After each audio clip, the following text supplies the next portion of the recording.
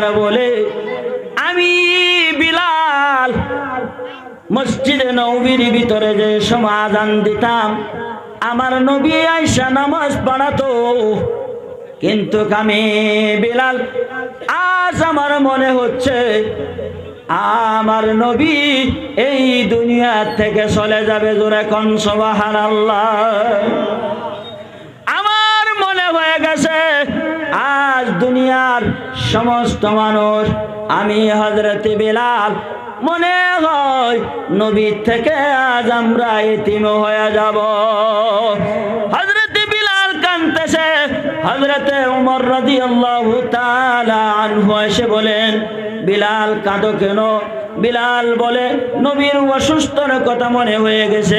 নবী যদি দুনিয়া ছেড়ে চলে যায়, আমি বিলাল কেমন করে থাকবো?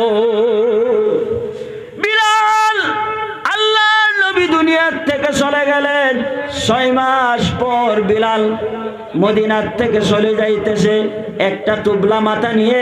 হযরত বিলাল মসজিদে নববীর সম্মুখে এসে গেছেন। এসে যাওয়ার পর হযরত আবু বকর জিজ্ঞাসা করতেছেন, ও বিলাল, কোথায় যাও, কোথায় যাও?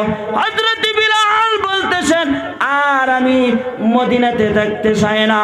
কারণ কি, আমি বিলাল যেই সময় আযান দিতাম, সেই সময় আমার নবী মসজিদে নববীর ভিতরে এসে ইমামতি করতেন। জোরে কোন সুবহানাল্লাহ। আর লম্বা সূরা করব না, বহুত লম্বা ঘটনা, সেই দিকে আমি যাব না ইনশাআল্লাহ। আমার ভাই কত দূরের থেকে আসছে, উনি সারা দেশ বিদেশে বয়ান করে, উনি অত দূর থেকে আসছে।